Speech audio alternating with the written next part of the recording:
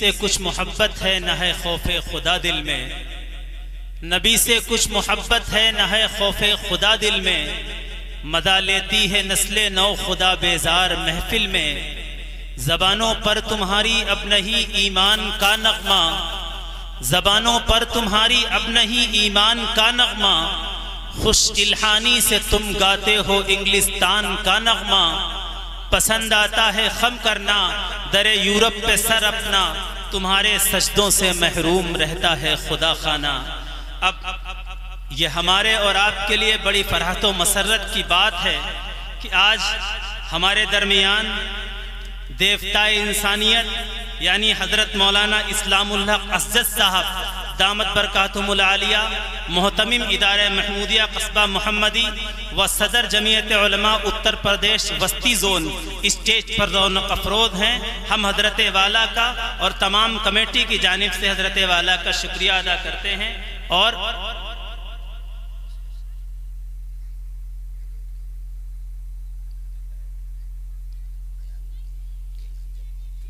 اعلان بھی کرتے ہیں، تھوڑا اعلان کرتے ہیں، بتا دیں پھر اس کے بعد بلا دیں گے۔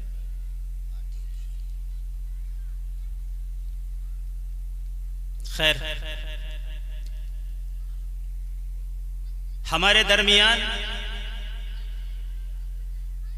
ہمارے مشفق و مربی استاد محترم مقرر شعلہ بیان حضرت مولانا محمد عمران خان صاحب رسول پوری، پرنسپل مدرسہ رحمانیہ شاہجہان پور، بالفاظ دیگر صدر المدرسین مدرسہ رحمانیہ شاہجہان پور، اسٹیج پر رونق افروز ہیں۔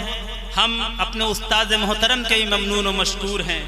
اور ایک اور اعلان ہے، ہمارے نوجوانوں کے دلوں کی دھڑکنوں کی ترجمانی کرنے والا شاعر اسد اعظمی جو اعظم گڑھ سے بیاکار آپ کے سرزمین ڈھاکہ میں تشریف لا چکے ہیں اور کچھ ہی لمحوں میں انشاءاللہ اسٹیج پر رونق افروز ہوں گے۔ ہندوستان کا معروف مشہور اور مایہ ناز شاعر آپ کے سرزمین ڈھاکہ میں تشریف لا چکا ہے، یہ ہمارے اور آپ کے لیے بڑی خوشی کی بات ہے۔ اس کے بعد سرپرست محترم کے حکم کے مطابق میں پروگرام کو اور آگے بڑھاتا ہوں۔ ہمارے درمیان عظیم المرتبت مفکر قوم و ملت استاذ محترم اور نبیر حکیم رمضان الحق صاحب، جانشین حکیم نظام الحق صاحب، حضرت مولانا اسلام الحق اسجد صاحب دامت برکاتہم العالیہ ہیں۔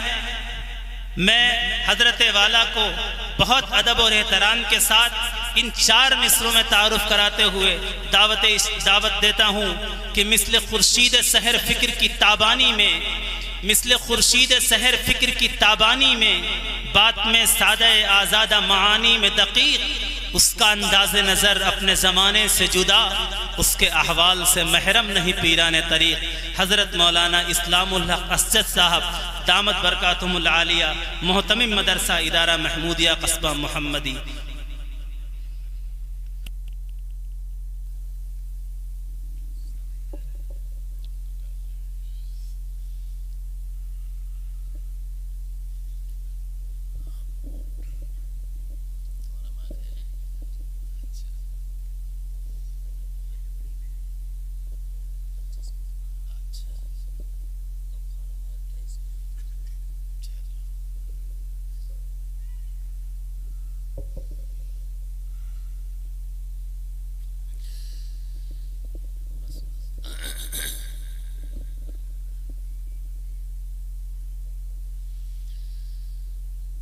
نحمده ونستعينه ونستغفره ونؤمن به ونتوكل عليه ونعوذ بالله من شرور أنفسنا ومن سيئات أعمالنا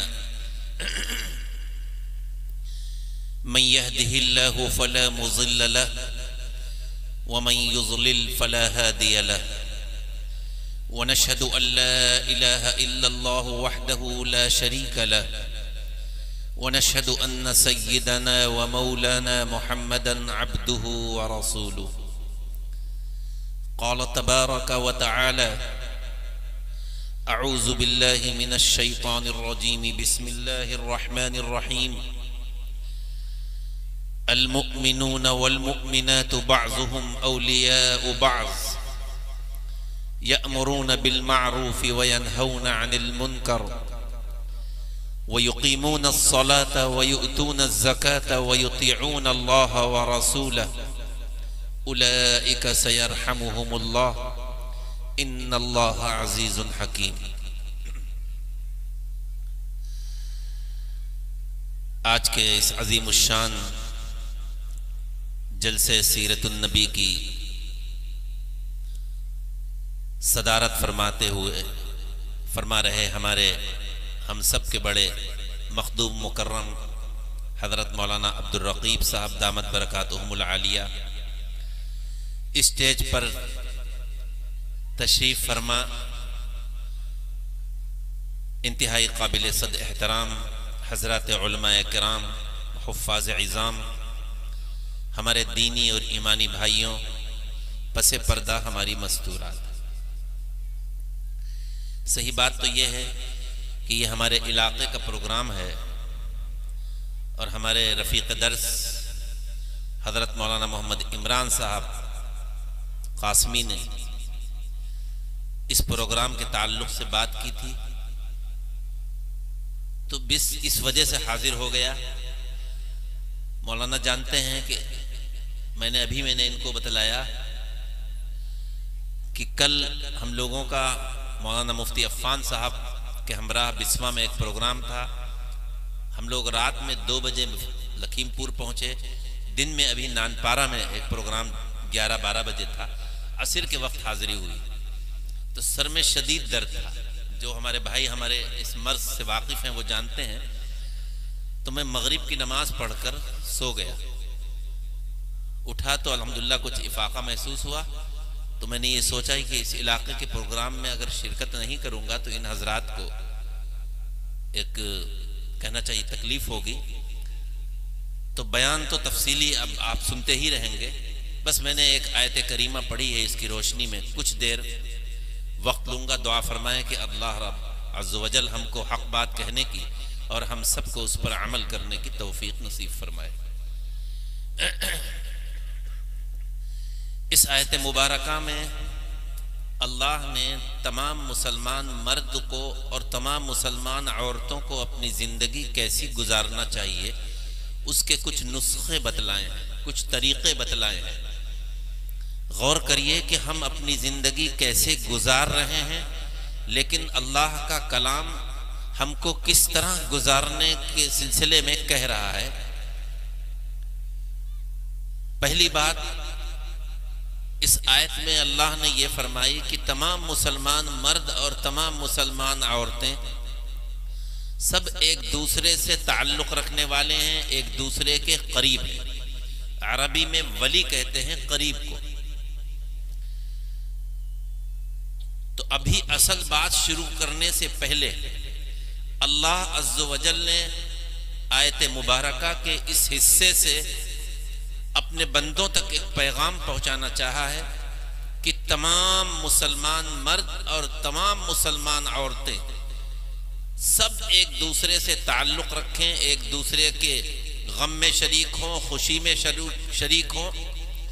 چونکہ یہ مختصر سی زندگی ہے, نہ معلوم کس وقت ختم ہو جائے.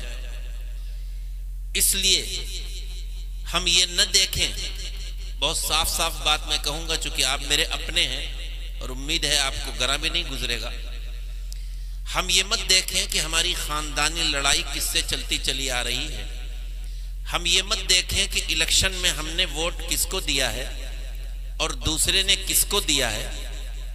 ہم یہ مت دیکھیں کہ ہم کسی زمین کے یا مکان کے یا کسی معمولی سے جھگڑے کی وجہ سے ہم نے ایک دوسرے کے یہاں آنا جانا بند کر دیا, سلام و کلام بند کر دیا, ملاقاتیں بند کر دیں. یہ مت دیکھیں. الیکشن آتے ہیں چلے جاتے ہیں. یہ جمہوری ملک ہے, یہاں پردھانی کا بھی الیکشن ہوتا ہے, چیئرمینی کا بھی ہوتا ہے, ایم پی اور ایم ایل اے کا بھی ہوتا ہے. ووٹ ایک ہمارا شرعی اور جمہوری حق ہے. اس حق کا تو ہم استعمال کریں, لیکن ایک پیغام دے کر ضرور جانا چاہتا ہوں کہ خدا کے لیے الیکشن آ کر چلے جائیں, لیکن ہمارے دلوں میں ایک دوسرے کے لیے کوئی کدورت نہیں ہونی چاہیے. ایک ایک مثال سے سمجھیے، اگر ہم بیمار پڑتے ہیں تو کوئی شخص کسی ڈاکٹر کو علاج کراتا ہے، کوئی کسی سے علاج کراتا ہے، کہ آپس میں کبھی آپ نے دیکھا کہ یہ جھگڑا ہو کہ بھائی یہ عجیب بات ہے، تم نے فلاں ڈاکٹر سے علاج کرایا، ایسا کیوں ہے؟ اب میں تم سے بات نہیں کروں گا، اتنا اچھا MBBS ڈاکٹر چھوڑ کر تم نے فلاں ڈاکٹر کے پاس چلے گئے، ظاہر ہے یہ تم نے ایسا کیوں کیا؟ اللہ نے ہم سب کا ذہن ایک نہیں بنایا، ہم سب کا دماغ ایک نہیں بنایا، سوچنے کی اور سمجھنے کی صلاحیت ایک نہیں بنائی، سب میں فرق۔ یہ ضروری نہیں ہے کہ جو ڈاکٹر آپ کے نزدیک اچھا ہو وہی اچھا ہو، دوسرے ڈاکٹر اچھے نہیں ہیں۔ آپ سفر کرتے ہیں، کوئی اپنی گاڑی سے جاتا ہے، کوئی کسی سے جاتا ہے، آپ کہیں نہیں بھائی تم فلاں گاڑی سے کیوں تم نے شاہجہان پور کا سفر کیا، یہ بات سمجھانے کی ہے۔ اس لیے میرے بھائی، میرے عزیز، دنیا میں جتنے انسان ہیں ہر شخص کے اندر صلاحیتیں ہیں، ہر شخص کا اپنا ایک مزاج ہے۔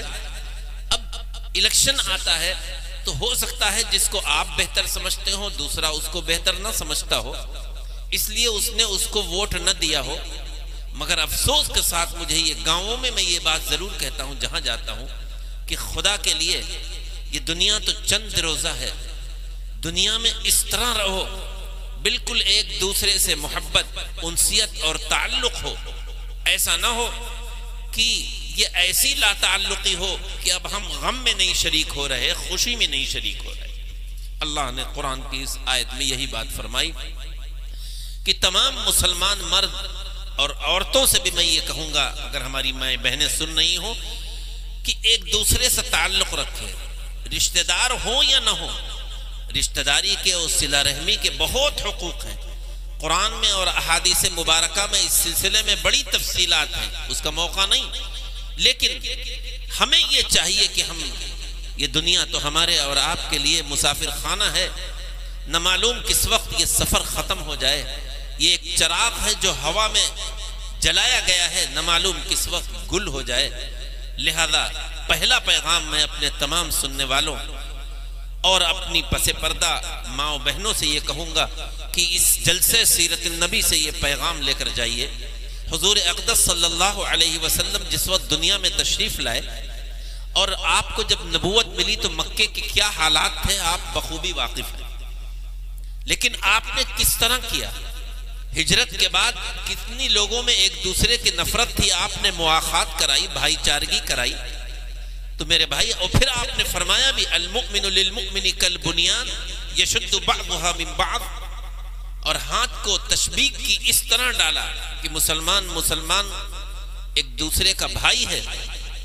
جس طرح کی ایک عمارت ہوتی ہے، ایک عمارت میں جب اینٹ رکھتے ہیں، مسالہ رکھ کر پھر دوسری اینٹ رکھتے ہیں، جس طرح ایک اینٹ کا دوسری اینٹ سے عمارت کے ہر حصے کا دوسرے حصے سے تعلق ہوتا ہے۔ میرے بھائی، میرے دوست، یہاں سے یہ پیغام لے کر اٹھو کہ مسلمانوں کا بھی ایک دوسرے سے ایسے ہی تعلق ہونا چاہیے۔ حضور اقدس صلی اللہ علیہ وسلم مدینہ منورہ میں مسجد نبوی میں تقریر فرما رہے تھے، بیان فرما رہے تھے، ایک شخص داخل ہوا، آپ نے کہا، فرمایا کہ جس کو جنتی دیکھنا ہو اس کو دیکھ لو۔ لوگوں کی نظریں اس کی طرف اٹھی کہ آخر یہ کون سا شخص ہے۔ بہرحال ایک صحابی رسول ان کے ساتھ ہو لیے اور سوچا کہ اللہ کے پیارے نبی نے جنت کی بشارت دی ہے تو یقیناً ان کے اعمال بہت ہوں گے، اور کہا ہم آپ کے ساتھ آپ کے گھر پر کچھ دن گزارنا چاہتے ہیں۔ انہوں نے اجازت دی۔ غور سے اس واقعے کو سنیے گا۔ کچھ دن رہے، لیکن دیکھا کہ یہ تو کوئی ایسا عمل نہیں ہے، یہ سمجھ رہے تھے یہ نفلیں بہت پڑھتے ہوں گے، قرآن کی تلاوت بہت کرتے ہوں گے، صدقہ و خیرات بہت کرتے ہوں گے، تسبیحات بہت پڑھتے ہوں گے، بہت عبادت گزار ہوں گے، اسی لیے حضور اقدس صلی اللہ علیہ وسلم نے ان کی جنت کی بشارت دی ہے۔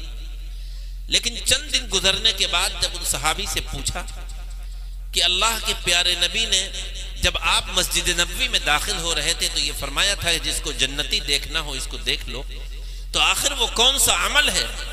میں اسی عمل کی تلاش میں اور جستجو میں نے یہ وقت آپ کے یہاں گزارا ہے، وہ کون سا عمل ہے؟ تو انہوں نے کہا نہیں عمل تو کچھ نہیں، بس میں فرائض کی پابندی کرتا ہوں، کوئی زیادہ اہتمام تو نہیں کر پاتا نوافل کا۔ البتہ ایک بات ضرور ہے جو بات میں کہنا چاہ رہا ہوں، میرا دل دوسروں کے لیے بالکل صاف ہے، میں دل میں کسی کے لیے کینہ، حسد، بغض، عداوت، دشمنی یہ نہیں رکھتا۔ جس سے ملتا ہوں کھلے دل سے ملتا ہوں، یہ نہیں کہ زبان پر کچھ ہے اور دل میں کچھ ہے۔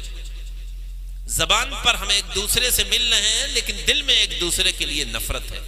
دیکھیے آپ اندازہ لگائیے کہ دلوں میں کینہ نہ ہو، بغض نہ ہو، جلن نہ ہو۔ حضور اقدس صلی اللہ علیہ وسلم نے ایسے صحابی کے لیے جنت کی خوشخبری دی ہے۔ اس لیے ہمارے سامنے جو مجمع بیٹھا ہے یا جہاں تک آواز جا رہی ہے، ہماری مائیں بہنیں بھی سن لیں کہ اگر آپ دلوں سے کدورت نکال دیجئے۔ یہ مت دیکھیے کہ ہمارے باپ، ہمارے چچا، ہمارے دادا کا ان سے ایک رشتہ ختم ہو رہا۔ بہت جگہ جانا ہوتا ہے گاؤں میں، کسی سے کہا بھائی فلاں کو بلا لو، ایک چھوٹا سا بچہ گھومتا ہے، وہ کہتا ہے کہ نہیں میں اس گھر میں نہیں جاتا۔ کیوں بھائی؟ ہماری لڑائی چل رہی ہے۔ لہذا میرے بھائی اگر کچھ ہو گیا ہے تو خدا کے لیے معافی تلافی کر لو۔ کبھی کبھی شیطان حملہ کرتا ہے ہم پر کہ ہمارے پاس پیسہ ہے، ہم صاحب اولاد ہیں، ہمارے پاس کھیتی زیادہ ہے، ہم کیوں جھکیں اس کے سامنے؟ اس کی کیا حیثیت ہے؟ یہ غریب آدمی ہے، یہ ایک معمولی آدمی ہے، نہ معاشرے میں اور سماج میں اس کا کوئی مقام نہیں ہے۔ مجھے یاد آیا حضور صلی اللہ علیہ وسلم نے اپنی زندگی کی جو آخری تقریر کی تھی، جب ایک صحابی کے سہارے آپ تشریف لائے تھے مسجد نبوی میں، تو اس وقت آپ نے تفصیل سے کچھ بیان کیا تھا۔ موضوع سے متعلق ایک بات یاد آئی کہ آپ نے اس تفصیلی تقریر میں ایک بات فرمائی تھی کہ بھائی ہم تم میں ایک عرصے تک رہے، ظاہر ہے نبوت سے پہلے رہے، نبوت کے بعد رہے، ہجرت کے بعد رہے، اس کے بعد آپ کو موقع نہیں ملا۔ ہو سکتا ہے، اور یہاں پر یہ ذہن میں رکھیے، جب آپ بیان فرما رہے تھے تو مجمع میں وہ صحابہ بھی موجود تھے جن کی عمریں آپ سے کم تھیں، وہ بھی تھے جن کی عمریں آپ سے زیادہ تھیں، اور آپ کے ہم عمر بھی تھے، لیکن حضور صلی اللہ علیہ وسلم نے فرمایا کہ ہو سکتا ہے اتنے سال ہمارا تمہارا ساتھ رہا، اب نہ معلوم زندگی کب ختم ہو جائے، ہمیں دوبارہ موقع نہ ملے، ہم بیمار ہیں۔ خدا کے لیے اگر ہماری ذات سے تم لوگوں میں سے کسی کو کوئی تکلیف پہنچی ہو تو معاف کر دینا۔ یہ کون کہہ رہا ہے؟ جس کا مقام اللہ کے بعد سب سے بڑا مقام ہے۔ اور روایتوں میں آتا ہے کہ آپ ایک چادر اپنی پیٹھ پر ڈالے ہوئے تھے، آپ نے اس چادر کو ہٹاتے ہوئے یہ بات فرمائی تھی کہ اگر محمد نے کسی کو مارا ہو ان ہاتھوں سے تو محمد کی پیٹھ حاضر ہے، آئے اور وہ آ کر بدلہ لے لے، یعنی مار لے۔ اب تصور کریے کہ صحابہ کا کیا حال ہوگا، کتنا انہیں عشق اور محبت تھی اللہ کے پیارے نبی سے، لیکن بات آپ نے فرمائی، ظاہر ایک پیغام دیا قیامت تک آنے والے انسانوں کو اور بالخصوص صاحب ایمان کو کہ جب اللہ کے پیارے نبی معافی مانگ سکتے ہیں، وہ اس طرح کے جملے کہہ سکتے ہیں، تو ہماری اور آپ کی کیا حیثیت ہے؟ ہم تو ایک صحابی کے پیر کے دھول کے برابر نہیں ہیں۔ تو اس لیے اس سے یہ سمجھ لیے اگر کوئی غلطی ہو بھی گئی ہے تو معافی کا دروازہ کھلا ہوا ہے۔ جہاں ہم رو کر گڑگڑا کر ندامت کے آنسو بہا کر حقوق اللہ ہمیں کمی ہونے پر اس رب ذوالجلال کے سامنے روتے ہیں، گڑگڑاتے ہیں، اسی طرح ہم اگر اپنے بھائی سے کوئی غلطی ہو گئی ہے تو خدا کے لیے یہ نہیں کہ جب ہم حج کو جا رہے ہوں، حج کا ہم نے فارم بھرا ہو، اس وقت ہم جا کے معافی تلافی کریں۔ یہ ہمارے معاشرے کا ایک ڈھچر چل گیا ہے کہ بھائی میں حج کو جا رہا ہوں، اس کا تعلق حج سے نہیں ہے۔ لہذا میرے بھائی اگر ہم غور کریں کہ کون سے وہ رشتہ دار ہیں، کون سے ہمارے وہ گاؤں کے رہنے والے ہمارے بھائی ہیں کہ جن سے ہمارا ایک رشتہ ناتا نہیں ہے، جب اللہ کے پیارے نبی نے یہ تک فرمایا کہ الخلق عیال اللہ فاحب الخلق الی اللہ من احسن الی عیالها۔ علماء جانتے ہیں الف لام جنس کا ہے، الخلق میں تمام مخلوق آ گئی، صرف مسلمان نہیں، عیسائی ہو، غیر مسلم ہو، یہ تمام مخلوق حتیٰ کہ چرند پرند تک آ گئی، یہ اللہ کا کنبہ ہے، اور جو اللہ کے کنبے کے ساتھ اچھا برتاؤ کرے گا وہ تم میں سب سے اچھا ہے۔ تو جب نان مسلم کو برادران وطن کے ساتھ ہمارا تعلق اچھا ہونا چاہیے تو صاحب ایمان کے ساتھ تو بدرجہ اولا ہونا چاہیے. بہرحال ایک بات. دوسری جو اس آیت میں ہے یأمرون بالمعروف وینہون عن المنکر، ہمارا کام جب تک یہ سانسیں چل رہی ہیں، دل دھڑک رہا ہے، جب تک ہم زندہ ہیں لوگوں کو اچھی باتوں کا حکم دیتے رہیں. اور عربی میں معروف ہر اس کام کو کہتے ہیں جو اللہ کی خوشنودی کا، اللہ کی رضا کا سبب بنے. آپ یاد رکھیے یہاں پر علماء سے یہ نہیں کہا جا رہا ہے کہ آپ اچھی باتوں کا حکم دیں. دعوت و تبلیغ میں لگنے والوں سے ہی نہیں کہا جا رہا ہے، بلکہ مطلق صاحب ایمان مردوں سے اور عورتوں سے کہا جا رہا ہے کہ اچھی باتوں کا حکم دیتے رہیں. چونکہ ہمارے سماج میں ایک یہ بھی بات ہے کہ بھئی میں تو عالم تو ہوں نہیں، میں کیوں لوگوں کو اچھی باتیں بتلاؤں اور بری باتوں سے روکوں. یہ اتنا بڑا مجمع ہمارے سامنے ہے، میں ایک سوال کرتا ہوں، آپ اپنے دل سے اس کی جواب دیں. کیا ہم نہیں جانتے کہ سود کھانا حرام ہے؟ کیا ہم نہیں جانتے کہ نماز پڑھنے کا کتنا بڑا گناہ ہے؟ کیا ہم نہیں جانتے کہ کسی کی زمین کو اپنی زمین میں شامل کرنا کتنا بڑا گناہ ہے؟ حدیث میں آتا ہے کہ ایک بالش بھی اگر کسی نے شامل کی تو اس کا بہت بڑا وبال اور عذاب ہوگا. تو کیا ہم نہیں جانتے یہ تمام چیزیں؟ ہم نہیں جانتے کہ کسی کی حق تلفی کرنا گناہ ہے؟ بہت سی چیزیں ہم جانتے ہیں. اتنے بات کہ ہم عالم ہو گئے. عالم ایک 8 سالہ نصاب ہے، باریک مسئلے یہ علماء بتلائیں گے، لیکن اتنے مسئلے آپ بھی جانتے ہیں. آپ بھی جانتے ہیں نماز چھوڑنے کا گناہ، آپ بھی جانتے ہیں جھوٹ بولنے کا گناہ، شراب پینا گناہ، جوا کھیلنا گناہ، سود پر پیسہ لانا اور اٹھانا گناہ. جانتے ہیں، ظاہر ہے جانتے ہیں تو اللہ کے ہاں یہ عذر قابل قبول نہیں ہوگا. ہم نہیں جانتے. جب جانتے ہیں تو ہر باپ کا کام یہ ہے، ہر ماں کا کام یہ ہے کہ وہ اپنے بچوں کو دین کی ترغیب دے، دینی اچھی تربیت کرے اور گناہوں سے اس کو بچائے. تو یہ کام ہم سب کا ہے جو کلمہ لا الہ الا اللہ کے پڑھنے والے ہیں کہ اچھی باتوں کا حکم دیتے رہیں. قرآن میں دوسری جگہ خیر امت کے سلسلے میں یہ بتلایا گیا کہ بہترین جماعت تم، جو اللہ نے فرمایا تم بہترین جماعت ہو، کنتم خیر امت اخرجت للناس. لیکن شرط کیا ہے کہ ہم بہتر اس لیے ہیں کہ اللہ کے پیارے نبی کی امت میں ہیں؟ کہ ہم اس لیے بہتر ہیں؟ نہیں، بلکہ بہتری کی شرط بنیادی یہ ہے کہ یأمرون بالمعروف وینہون عن المنکر. تأمرون بالمعروف وتنہون عن المنکر، یعنی بہترین جماعت اللہ کے نزدیک تم جب ہوگے جب اچھی باتوں کا حکم دیتے رہو اور بری باتوں سے روکتے رہو. اس لیے تمام مسلمانوں کا یہ کام ہے، آپ کا کام یہ ہے.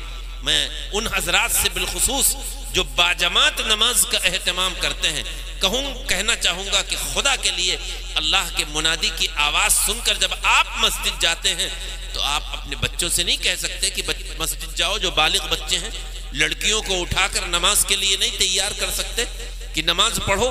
ظاہر ہے یہ سب اچھی باتوں کا حکم دینا ہے. تو معروف ہر وہ بات جو اللہ کی رضامندی کا سبب بنے. لیکن صرف امر بالمعروف کافی نہیں ہے، صرف اچھی باتوں کا حکم دینا کافی نہیں ہے.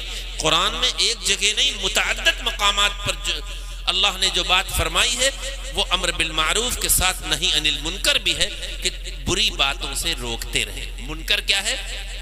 ہر وہ کام جو اللہ کو ناراض کرنے والا ہو، بلکہ ہر وہ کام جو اللہ کی غضب کا، غصے کا سبب بنے، ہر وہ کام جو ہم کو جنت سے دور کر کے دوزخ میں لے جائے، ہر وہ کام جس کی وجہ سے قبر میں ہم پر عذاب ہو، یہ منکر ہے ہمارا. اور آپ اس میں یہ نہ دیکھیں گناہ صغیرہ اور گناہ کبیرہ. لوگ پوچھتے مولانا صغیرہ ہو تو ہے، یہ کبیرہ ہے، کبیرہ ہو تو بچنا چاہیے. حضرت مولانا اشرف علی تھانوی نے بڑی پیاری بات فرمائی ہے. فرمایا کہ ایک چنگاری اگر بکس میں، کپڑے کے بکس میں رکھ دی جائے اور اس کے بعد وہ چنگاری، آپ کو بھی پتا ہو کہ کپڑے کے بکس میں چنگاری ہے، کوئی کوئلہ ہے جو جل رہا ہے، آپ اس کو ایسے ہی چھوڑ دیں گے؟ نہیں، فوراً آپ اس کو نکالیں گے کہ ایسا نہ ہو یہ سارے کپڑے جل جائیں. کسی چھپر میں معمولی کوئی شخص بیڑی جلتی ہوئی لگا دے یا کوئی ذرا سی آنچ لگا دے، کوئی ماچس کی تیلی جلا کر رکھ دے تو آپ اس کو جلنے دیں گے؟ نہیں، آپ کو پتا ہے کہ اس کو اگر ہم نے چھوڑ دیا تو یہ پورا چھپر جل کر خاک ہو جائے گا. میرا بھائی یہی حال گناہ کا ہے.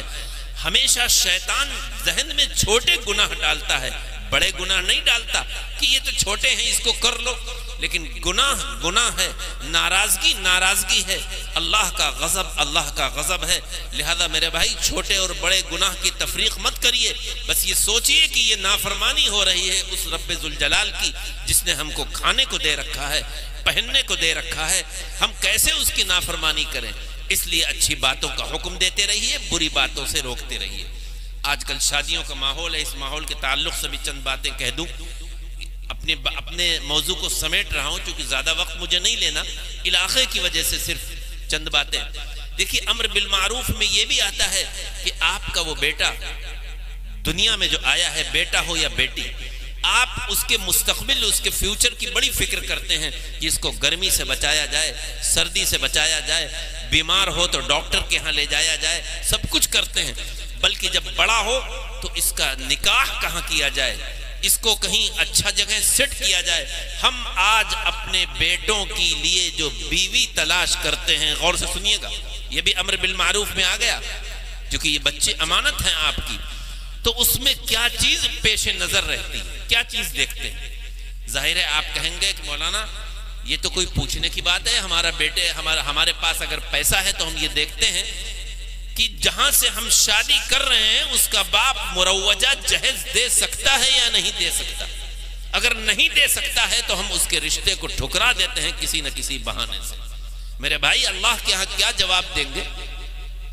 امر بالمعروف بچوں کے ساتھ یہ ہے کہ آپ بچوں کا ایسا ذہن بنائیں کہ جب آپ کے بچے جوان ہو جائیں، شادی کے لائق ہو جائیں، تو یہ ہمارے نوجوان اپنے والدین سے کہیں کہ آپ ہمارا نکاح کریے، لیکن میرا نکاح اس جگہ، ایسی جگہ اگر رشتہ ہو کہ لڑکی دیندار بھی ہو، لڑکی خاندانی بھی ہو اور لڑکی خوبصورت بھی ہو، سب کچھ ہو جائے، چاروں چیزیں مل جائیں۔ اللہ کے پیارے نبی نے فرمایا کہ 4 باتوں کی وجہ سے نکاح کیا جاتا ہے، خاندان بھی دیکھا جاتا ہے، مال بھی دیکھا جاتا ہے، خوبصورتی بھی دیکھی جاتی ہے، دینداری بھی دیکھی جاتی ہے، لیکن فَاظْفَرْ بِذَاتِ الدِّينِ أَوْ تَرِبَتْ يَدَاكَ، دینداری کو لے کر کامیاب ہو جاؤ۔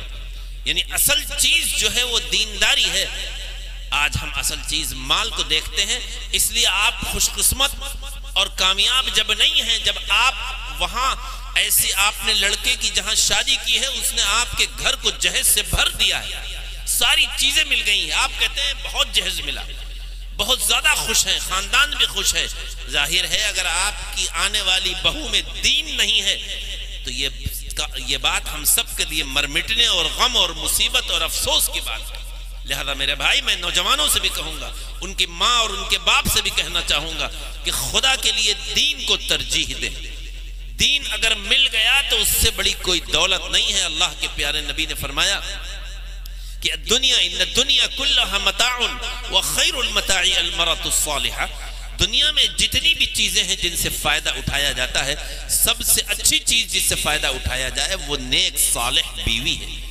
ہم تمنا اور خواہش تو یہ رکھتے ہیں کہ آنے والی نسل جو ہے ہماری نیک ہو، ہماری اولاد نیک ہو۔ ہم علماء سے دعاؤں کے لیے کہتے ہیں کہ اولاد بگڑ گئی، یہ راہ راست سے ہٹ گئی، لیکن افسوس کے ساتھ کہنا پڑتا ہے کہ ہم نیک ماؤں کو تلاش نہیں کرتے۔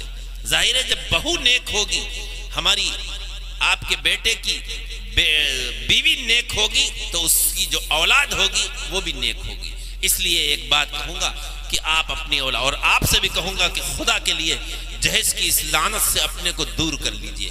یہ تو برادران وطن کے ساتھ ہم لوگ رہتے ہیں، ورنہ دنیا کے آپ کسی ملک میں چلے جائیے۔ میں نے کچھ باہر ملکوں میں شادی میں شرکت بھی کی ہے، ایک سعودی سے ایک دفعہ ملاقات ہوئی غالباً 2010 میں، تو اس کے سامنے یہ بات آئی کہ ہندوستان میں ایسا ماحول ہے کہ جب لوگ لڑکی دیتے ہیں تو بڑا سامان بھی دیتے ہیں، تو اس نے سر پر ہاتھ رکھا افسوس کے ساتھ کہ اچھا سامان دیتے ہیں، یہ بات تو سمجھ میں نہیں آئی۔ بھائی جب شادی ہوتی ہے تو لڑکے پر 3 چیزیں لازم ہیں، واجب ہیں، مہر، نان نفقہ اور گھر سکنا۔ تو یہاں تو لڑکے کو دینا ہے، لڑکی والے دیتے ہیں۔ ہم نے کہا آپ کے یہاں کیا ہوتا ہے؟ کہا ہمارے یہاں چاہے کروڑ پتی ارب پتی لڑکی ہو، سن لیجئے اسلامی ملک ہے، کروڑ پتی ارب پتی لڑکی ہو، ہمارے یہاں جب لڑکی جاتی ہے تو ایک سوئی بھی اس کو جہیز کے نام سے نہیں دی جاتی ہے، بلکہ لڑکے والوں کا کام یہ ہے کہ لڑکے والا اس کو ایک عالیشان گھر، ضرورت کی ساری چیزیں اس میں مہیا ہوں، وہ لڑکے والے کا کام ہے۔ آج یہاں الٹا مسئلہ ہے۔ کیا وہ لڑکیاں جن کے والدین غریب ہیں، ان کے پاس بیچارے پلداری کرتے ہیں، تھوڑی بہت کھیتی ہے، غریب ہیں، کیا وہ لڑکیاں اس لائق نہیں ہیں کہ ان کا رشتہ کیا جائے؟ اور آج لڑکیوں کی عمر نکل رہی ہے، 35-40 سال، رشتے نہیں آ رہے ہیں۔ وجہ کیا ہے؟ ان کے والدین کے پاس، ان کے باپ کے پاس مروجہ جہیز دینے کے لیے پیسے نہیں ہیں، مجبوراً وہ سود کی ایک حرام کام کرنے پر اپنے کو آمادہ کرتے ہیں کہ وہ جا کر کسی سنار سے سود لیتے ہیں تاکہ ہم جہیز کی جو ڈیمانڈ اور مانگ ہے نوجوانوں کی پوری کر سکیں۔ میں نوجوانوں سے کہنا چاہوں گا، اللہ نے قرآن میں فرمایا ہے الرجال قوامون علی النساء، مرد عورتوں پر حاکم ہیں۔ ظاہر ہے آپ حاکم ہیں، بادشاہ ہیں، آپ کی بادشاہت اور حاکمیت کہاں چلی جاتی ہے جب آپ کا حال یہ ہے کہ جس طرح ایک فقیر، جملہ ذرا سخت ہے، جس طرح ایک فقیر، ایک مانگنے والا در در جاتا ہے، جہاں نہیں ملا وہاں بد دعا کرتا ہے، کچھ نہ کچھ کوستا ہے، زبان کہتا ہے، اور جہاں زیادہ ملا وہاں بڑی دعائیں دیتا ہے، جتنا ملا اتنی دعائیں دیتا ہے۔ کہ ہمارا حال اس فقیر اور اس مانگنے والے بھکاری کی طرح نہیں ہے کہ جب رشتہ لے کر ہم جاتے ہیں، جہاں ہمیں امید ہوتی ہے کہ یہاں کچھ نہیں ملے گا یا کم ملے گا، ہم اس رشتے کو کسی نہ کسی بہانے سے ٹھکرا دیتے ہیں، منع کر دیتے ہیں، گھر والوں کی رائے نہیں ہوئی اس لیے۔ اور جہاں آپ کو امید ہے اور کہہ بھی دیا اس نے کہ میں یہ 4 ویلر دوں گا، یہ دوں گا، اللہ معاف فرمائے، پھر لڑکی کی نہ دینداری دیکھی جاتی ہے، نہ خوبصورتی دیکھی جاتی ہے، نہ خاندان بھی بعض جگہ نہیں دیکھا جاتا، صرف یہ دیکھا جاتا ہے کہ آنے والی یہ لڑکی ہمارے یہاں گھر کو جہیز سے بھر دے گی۔ گویا کہ ہم اس کنگال اور فقط حال ہیں، ہمارے پاس لیٹنے کے لیے ڈبل بیڈ نہیں ہے، چلنے کے لیے موٹر سائیکل نہیں ہے، پانی کو ٹھنڈا کرنے کے لیے فریج نہیں ہے، کپڑے کو دھونے کے لیے واشنگ مشین نہیں ہے۔ گویا کہ ہم اپنی بیوی کے سامنے ہاتھ پھیلا رہے ہیں کہ اے میری بیوی، میں تو فقط حال اور کنگال ہوں، جب میری شادی ہوگی تبھی میں کسی لائق بنوں گا۔ ذرا آپ سوچئے تو صحیح نوجوان کہ ہم کہاں جا رہے ہیں۔ لہذا میرے بھائی، یہ پیغام جلسے سیرت النبی سے لے کر اٹھیے کہ ہم غریبوں کی گھر کے بھی لڑکیاں لائیں گے، پیغام لڑکیوں کی طرف سے آئے یا آپ دے، بہرحال غریبوں کی۔ اور یاد رکھیے، آج جہیز کے سجانے کا جو رواج ہے، اس کا ایک بڑا نقصان یہ ہے کہ کتنی لڑکیاں وہ سجے ہوئے جہیز کو دیکھتی ہیں، آپ سمجھتے ہیں وہ خوش ہو رہی، وہ خوش نہیں ہوتی، بلکہ وہ یہ سوچتی ہیں کاش میرے باپ کے پاس بھی ہوتا۔ اور بعض مرتبہ یہ دیکھا گیا، محمدی میں ایک صاحب نے بتایا کہ میری بیٹی فلاں جگہ جہیز سجی ہوئی دیکھ کر آئی اور کہنے لگی کہ میرا نکاح ہو تو مجھے یہی جہیز میں سامان چاہیے ہے جو سامان یہاں پر ہے۔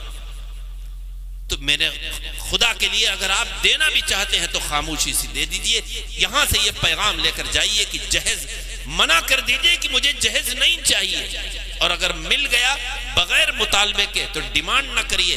اور میں اپنی ماں و بہنوں سے بھی کہوں گا کہ ایک بیٹی جب اپنے گھر سے آتی ہے، آپ کے گھر کی بہو بن کر، مائیں بیٹیاں بھی سن لیں، جب وہ آتی ہے ظاہر ہے اپنے ماں باپ کو چھوڑ رہی ہے، اپنے بھائی بہن کو چھوڑ رہی ہے، اپنے سہیلیوں کو چھوڑ رہی ہے، اپنے وطن عزیز کو چھوڑ رہی ہے۔ اس پر کیا گزرتی ہے، کیا اس کی کیفیت ہوتی ہے، زبان سے بتایا نہیں جا سکتا۔ اب وہ بیچاری رخصت ہو رہی ہے، باپ بھی رو رہا ہے، ماں بھی رو رہی ہے، بہنیں بھی رو رہی ہیں، بھائی بھی رو رہا ہے، اس کے رشتہ دار بھی رو رہی ہیں، جس وقت اس کو گاڑی پر بٹھالا جا رہا ہے۔ لیکن اللہ معاف فرمائے، ہم سب کا حال یہ ہے کہ جب وہ میرے گھر آتی ہے اور جہیز ہمارے مطالبے کے مطابق نہ ہوا تو ہم اس کو کوستے ہیں، اس کو طرح طرح کی باتیں کرتے ہیں، مجبوراً وہ جا کر اپنے باپ سے خون کے آنسو رو کر کہتی ہے۔ لہذا میرے بھائی، جہیز کی اس لعنت نے ہم کو کہاں سے کہاں پہنچا دیا۔ ظاہر ہے یہ امر بالمعروف اور نہی عن المنکر ہے، اچھی باتوں کا حکم کریے اور بری باتوں سے روکیے، سادگی سے نکاح کریے۔ اگر کسی لڑکی والے نے کہا ہے کہ 20 آدمی آ جائیں تو آپ 20 لے جائیے، آپ یہ نہ کہیے کہ میرا خاندان بڑا ہے، میں 200 سے کم نہیں آ سکتا۔ ظاہر ہے آپ اس کے اوپر ایک طرح کا حملہ کر رہے ہیں۔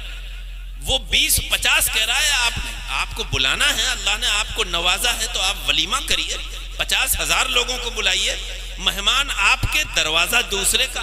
کبھی اس سے پہلے آپ نے کیا کہ آپ کے گاؤں میں کوئی مہمان آیا ہو، 4-5 آپ دوسرے گھر میں لے کے دیکھو میرے مہمان ہے، کھانا تمہیں کھلانا ہے، لیکن یہاں پر عجیب حال ہے کہ مہمان وہ آپ کے ہیں اور گھر دوسرے کا. سادگی سے نکاح کریے, مسجدوں میں نکاح کریے. بہرحال یہ چند باتیں تھیں, یہ بھی امر بالمعروف اور نہی عن المنکر کے ضمن میں آتی ہیں. اور آگے اللہ نے فرمایا وَيُقِيمُونَ الصَّلَاةَ, وہ لوگ نمازوں کو قائم کرتے ہیں. ایک ہے نماز کا پڑھنا اور ایک ہے نماز کا قائم کرنا. اقامت کہتے ہیں کسی چیز کو کھڑا کرنا, کہتے ہیں ہم نے فلاں کام کھڑا کر دیا. اب بہت ہمیں ترقی ہو گئی. اقامت الصلاۃ کا مطلب یہ ہے مسجد نہ ہو تو مسجد قائم کی جائے, مسجد ہو تو اس کی آبادی کی فکر کی جائے. ہم اپنے بچوں سے نماز کے لیے کہیں آپ کا بچہ اگر وقت پر دکان نہ جائے, وقت پر کھیت نہ جائے تو آپ غصہ ہوتے ہیں کہ کٹائی کا زمانہ چل رہا ہے, تم یہیں پر ہو. اس وقت تمہیں غلہ لے کر شاہجہان پور جانا تھا, تم نہیں گئے, تم اپنے دوستوں میں چلے گئے. ایک بڑا مجمع ہم کو بتائے آپ کا بچہ اگر آپ کی تجارت میں نہ جائے, کھیت میں نہ جائے, آپ کو کوئی ضروری کام نہ کرے تو آپ غصہ ہوتے ہیں. لیکن کتنے والدین ہیں کہ اللہ کا منادی آواز دے رہا ہے حی علی الصلاۃ, نماز کی طرف آؤ, کامیابی کی طرف آؤ, اور آپ کا بیٹا یا آپ خود جب مسجد نہیں جاتے, آپ کا بیٹا نہیں جاتا تو آپ اس پر غصہ ہوتے ہیں کہ دیکھو اللہ کا منادی. نہیں غصہ ہوتے, آپ کو اپنے بیٹوں کی ہر چیز کی فکر ہے, اگر نہیں فکر ہے تو آخرت کی نہیں ہے. لہذا میرے بھائی وَيُقِيمُونَ الصَّلَاةَ, صحیح معنی میں مسلمان وہی ہے کہ جو لوگوں نماز کو قائم کرتے ہیں. یاد رکھیے اللہ کے ہاں سب سے پہلے باز پرس نماز کی ہوگی. لوگ روزہ رکھ لیتے ہیں, کسی حد تک زکوٰۃ بھی دے لیتے ہیں, حج اور عمرہ کر لیتے ہیں, لیکن سب سے زیادہ کوتاہی اگر کسی عمل میں ہے تو وہ نماز میں ہے. یاد رکھیے نماز کا رمضان سے کوئی تعلق نہیں, مصیبت سے کوئی تعلق نہیں. فرق کافر اور مسلمان کے درمیان فرق کرنے والی جو چیز ہے وہ نماز ہے. اس لیے میرے بھائی میں اپنے نوجوانوں سے کہوں گا جس طرح رمضان کے مبارک مہینے میں تم مسجدوں کو آباد کرتے ہو, خدا کے لیے رمضان گزر گیا لیکن نماز کی فرضیت ختم نہیں ہوئی. اسی طرح تم مسجد کو آباد کرو. یہ نہیں کہ خاص مصیبت آئی تو مسجد میں چلے گئے. وَيُقِيمُونَ الصَّلَاةَ, اور آخر میں وَيُؤْتُونَ الزَّكَاةَ, مسلمان مرد اور مسلمان عورتوں کو زکوٰۃ بھی ادا کرنا چاہیے. اس کے سلسلے میں بھی چند باتیں کہہ دوں. زکوٰۃ فرض, اور یاد رکھیے قرآن میں جتنے بھی اللہ نے فرائض یا حدیث میں جن فرائض کا ذکر کیا ہے, علماء تشریف فرما ہے, یہ ہماری اصلاح کریں گے. کسی بھی عمل کو چھوڑنے پر کیا عذاب ہے اس عذاب کی تفصیل نہیں ملتی. نماز کے سلسلے میں تو احادیث میں ہے, لیکن قرآن میں انسان حج نہیں کرے گا, روزے نہیں رکھے گا, نماز نہیں پڑھے گا, کیا عذاب ہوگا. زکوٰۃ اتنا اتنا اتنا اہم فریضہ ہے, اتنا اہم فریضہ ہے کہ اللہ نے قرآن میں یہ فرمایا الذین یکنزون الذهب والفضة ولا ينفقونها في سبيل الله فبشرهم بعذاب أليم يوم يحمى عليها في نار جهنم فتكوى بها جباههم وجنوبهم وظهورهم هذا ما كنزتم لأنفسكم فذوقوا ما كنتم تكنزون. میں تو یہ کہتا ہوں یہ ایک آیت ہمارے رونگٹے کھڑے کرنے کے لیے کافی تھے. سن لیں ہماری مائیں بہنیں بھی جو زیورات کو خریدنے کی تو شوقین ہیں لیکن زکوٰۃ دینے کی شوقین نہیں, زکوٰۃ دینے کی عادت نہیں. اللہ فرماتا ہے کہ جو لوگ سونے اور چاندی کو جمع کرتے ہیں, چونکہ نصاب سونے اور چاندی سے ہی بنتا ہے, جو لوگ سونے اور چاندی کو جمع کرتے ہیں اور اللہ کے راستے میں خرچ نہیں کرتے, یعنی اس کی زکوٰۃ سال کے گزرنے پر نہیں دیتے. آپ کہیں گے ہو سکتا ہے کہ مولانا یہ تو سونے چاندی کا ذکر ہے, اس میں روپیے کا ذکر کہاں ہے, تجارتی سامان کا ذکر کہاں ہے. نہیں, چونکہ سونا اور چاندی سے ہی نصاب بنتا ہے. 52.5 تولہ 612 گرام 35 ملی گرام چاندی کی قیمت. اگر آپ کے پاس چاندی سونا ہے, تجارتی سامان ہے, نقد روپیہ ہے تو آپ کے اوپر زکوٰۃ ہے. اور جو لوگ زکوٰۃ نہیں دیتے, اللہ کے پیارے نبی سے اللہ فرما رہا ہے فبشرہم بعذاب علیم, ایسے لوگوں کو انتہائی دردناک تکلیف کی خوشخبری سنا دیتی ہے. ایک تو عذاب کیا کم تھا, اس کی صفت لائے علیم, یعنی ایسا عذاب جو انتہائی تکلیف دہ ہو, انسان پریشان ہو جائے اس عذاب کا تصور کر کے. لوگوں کو بتا دیجئے جو لوگ زکوٰۃ نہیں دیتے, اپنے سونے چاندی کی, اپنی تجارتی سامان کی, اپنے کیش کی جو بینکوں میں ہو یا گھر میں ہو, پھر عذاب کیا ہوگا اس کی بھی تفصیل ہے. جس دن کی ہمارے اور آپ کے مالوں کو, سن لیجئے زکوٰۃ نہ دینے والے, ہمارے اور آپ کے مالوں کو دوزخ کی آگ میں گرم کیا جائے گا, اور گرم جب کیا جائے گا یوم یحما علیہا فی نار جہنم تو خالی گرم کر کے چھوڑ دیا جائے گا؟ نہیں، جب خوب گرم ہو جائے گا، دنیا کی آگ میں نہیں، دوزخ کی جہنم کی آگ میں جس کا ایک انگارہ اگر دنیا میں ڈال دیا جائے تو دنیا جل کر راکھ ہو جائے گا۔ جب خوب گرم ہو جائے گا تو اس سے ہماری پیشانی کو، ہمارے پہلوؤں کو اور ہماری پیٹھ کو داغا جائے گا، اور یہ آواز آئے گی دوزخ سے کہ چکھو تم اس عذاب کو جس کو تم دنیا میں جس مال کو جمع کرتے تھے اس کی وجہ سے آج یہ عذاب چکھو۔ یہاں پر رک کر ایک بات آپ سے پوچھنا چاہتا ہوں، آپ نماز با جماعت کا اہتمام کرتے ہیں؟ غور سے سنیے گا، اس آیت میں ایک نکتہ ہے جو بعض مفسرین نے اس کو لکھا ہے۔ آپ نماز با جماعت کا اہتمام کر رہے ہیں، ٹھیک ہے، ایک فرض ادا کر رہے ہیں، روزے کا اہتمام کر رہے ہیں، رمضان کا، ٹھیک ہے، فرض ادا کر رہے ہیں، حج آپ نے کر رکھا ہے۔ ان تینوں عبادتوں کے اہتمام کرنے کے باوجود باجماعت نماز پڑھنے، روزہ رکھنے، حج کرنے اور عمرہ کرنے کے باوجود اگر آپ زکوٰۃ نہیں دیتے ہیں تو یہ تینوں عبادتیں ہم کو جنت میں نہیں لے جائیں گی، چونکہ جس عذاب کا تذکرہ ہے ایسا نہیں ہوگا کہ ان تین عبادات کے کرنے کی وجہ سے آپ کو جنت میں بٹھالا جائے اور فرشتوں سے کہا جائے کہ ان کے ان مالوں کی جن کی انہوں نے زکوٰۃ نہیں دی اس کو دوزخ میں لے جاؤ اور گرم کرو، گرم کرنے کے بعد جنت میں لاؤ اور اس سے ان کے پہلوؤں کو داغو۔ نہیں، جنت میں تو ذرہ برابر کسی کو کوئی تکلیف ہوئے گی نہیں، کوئی شور شغف نہیں، ایک معمولی کانٹا لگنے سے جو تکلیف ہوتی ہے وہ نہیں ہوگی، جائے کہ اتنی بڑی تکلیف جنت میں کسی کو دی جائے۔ اس کا مطلب یہ ہوا کہ جس نے زکوٰۃ نہیں ادا کی وہ دوزخ میں جائے گا، جنت کی اس کو ہوا بھی نہیں لگے گی۔ اللہ ہم سب کو توفیق عطا فرمائے، پائی پائی زکوٰۃ ادا کرنے کی توفیق عطا فرمائے۔ اس لیے میرے بھائی، رمضان آنے والا ہے، رمضان کی قید نہیں، اگر آپ نے سابقہ سالوں کی بھی زکوٰۃ نہیں ادا کی، علماء سے مسئلہ پوچھئے کہ کس پر زکوٰۃ ہے، کس کو دینا چاہیے، اور اس کے بعد پائی پائی کی۔ آج صدقہ فطر کا تو رواج ہے، لوگ پوچھتے مولانا اس سال فطرہ کتنا ہے، فطرے کی رقم کتنی؟ بھائی 1.25 کلو گیہوں، اس کی کتنی قیمت بنتی ہے؟ یاد رکھیے، فطرہ ادا کرنا واجب ہے اور زکوٰۃ ادا کرنا فرض ہے۔ عشاء کی نماز آپ جائیں مسجد میں اور وتر واجب ہے وہ پڑھ لیں اور عشاء نہ پڑھیں، روز مسجد میں جائیں وتر پڑھ کے چلے آئیں، تو کیا کہا جائے گا؟ اس لیے میرے بھائی صدقہ فطر کا بھی اہتمام کریے، لیکن صدقہ فطر سے کہیں زیادہ زکوٰۃ کا ہے۔ اللہ کے پیارے نبی نے فرمایا کہ جن مالوں کی زکوٰۃ نہیں ادا کی جاتی ان کے گلوں میں ایک 2 موہا سانپ، غور فرمائیے گا، اللہ کے پیارے نبی کا ارشاد ہے 2 موہا سانپ جو انتہائی زہریلا ہوتا ہے وہ ان کے گلے میں ڈالا جائے گا اور وہ ان کی بانچھوں کو پکڑے گا اور کہے گا انا مالکا انا کنزکا، میں ہی تمہارا مال ہوں، میں ہی تمہارا خزانہ ہوں۔ انسان چیخے گا، چلائے گا، کوئی پرسان حال نہیں ہوگا۔ یہاں سے یہ نیت کر کے جائیے کہ واقعی اگر ہم صاحب ایمان ہیں، اللہ کے احکامات پر عمل کرنے کا جذبہ رکھتے ہیں تو ہم زکوٰۃ پائی پائی کی ادا کریں گے۔ ہم زیورات کو خرید کر فنکشن میں جا کر تقریبات میں پہنتی ہیں ہماری مائیں بہنیں، خدا کے لیے زکوٰۃ دیں۔ اگر آپ کے شوہر نہیں دے رہے ہیں آپ دیں، اگر شوہر کہے کہ میں مقروض ہوں آپ بیچ کر دیں، لیکن زکوٰۃ نہ دینے کی وجہ سے جس عذاب کا تذکرہ ہے اللہ ہم سب کی اس سے حفاظت فرمائے۔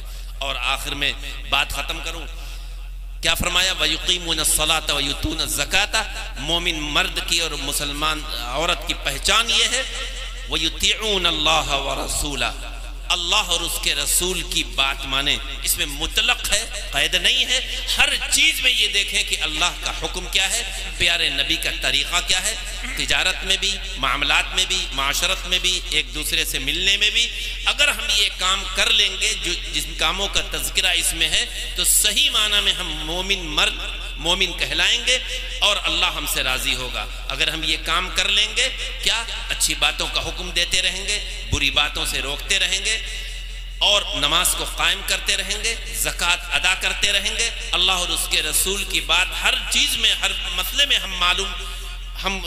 ہر مسئلے میں، ہر چیز میں اللہ اور رسول کی ہم اطاعت کرتے رہیں گے تو اللہ کیا فرما رہا ہے؟ اولئک سیرحمہم اللہ، یہ وہ خوش قسمت حضرات ہیں کہ جن پر اللہ تبارک و تعالی رحم و کرم کا معاملہ فرمائے گا۔ ظاہر ہے میدان حشر میں سورج سواء و نیزے پر ہوگا، نفسی نفسی کا عالم ہوگا، کوئی کسی کا نہیں ہوگا۔ اگر کسی پر اللہ کا رحم و کرم ہو گیا تو اس کا تو بیڑا پار ہو جائے گا، ورنہ انسان اپنے گناہوں کی وجہ سے کوئی گھٹوں تک، کوئی گھٹنوں تک، کوئی کمر تک، کوئی سینے تک اور کوئی گلے تک پسینے میں شرابور ہوگا۔ وہ دن آنے والا ہے، اس دن کے آنے سے پہلے، موت سے پہلے ہم ان چیزوں پر عمل کر لیں۔ اللہ فرماتا ہے ان اللہ عزیز الحکیم، اللہ غلبے والا ہے، حکمت والا ہے۔ اس لیے میرے بھائی، میرے عزیز، بس سیرت النبی کے جلسے سے یہ حقیر یہی پیغام دے کر جانا چاہتا ہے کہ یہاں سے اٹھیں یہ نیت کرتے ہوئے کہ ہماری دلوں میں اگر کوئی نفرت ہے تو اس کو ختم کریں گے، ہم اچھی باتوں کا حکم دیں گے، بری باتوں سے روکیں گے، نمازوں کا اہتمام کریں گے، زکوٰۃ پائی پائی کی ادا کریں گے، اور ہر چیز میں اللہ اور اس کے رسول کی بات مانیں گے، تو انشاءاللہ ہم دنیا میں بھی سرخرو ہوں گے، آخرت میں بھی سرخرو ہوں گے، قبر ہمارے لیے جنت کا باغیچہ بن جائے گا۔ ورنہ ہم جب دنیا سے چلے گئے تو اس عذاب کو ہمیں بھگتنا پڑے گا۔ بس ان معروضات کے ساتھ اپنی بات ختم کرتا ہوں۔ وآخر الدعوانا ان الحمد للہ رب العالمین۔